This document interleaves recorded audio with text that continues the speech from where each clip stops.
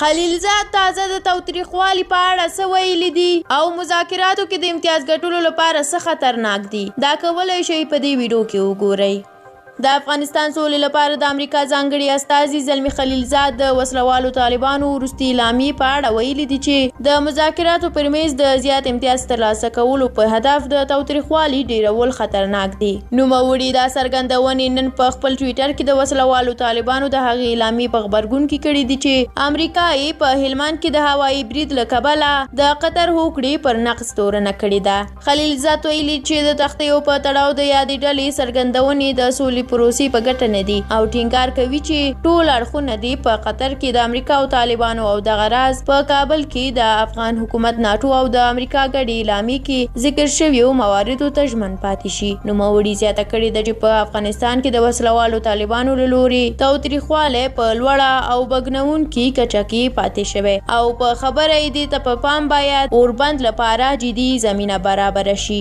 خلیلزاد د طالبانو یادو تورونو ته په اشارې سره ویلي دي چې د تختیو په اړه ورته پارونکي څرګندونې او تورونه د سولې پروسې ته پراختیا نشي ورکولی. نوموړي ویلي که څه هم تر دې وړاندې ټول اړخونه په افغانستان کې د تاوتریخوالي پر کمښت سلا شوې خو په خبره یې دغلته لا هم تاوتریخوالی په لوړه کچه ساتل شوی دی. خلیلزاد تمه ښودلې ده چې د تاوتریخوالي لوړې کچې ته په کتو چې یوازې افغانان یې کړولي دي دغه کچه به د پام وړ راکمه شي. وسلوالو طالبانو په خپله وروستۍ اعلامیه کې د هلمند جګړې پر مهال امریکایي ځواکونه تورن کړي دي چې پر دې ډله یې د هوایي برید له کبله په قطر کې ورسره کړې هوکړه نقض کړې ده.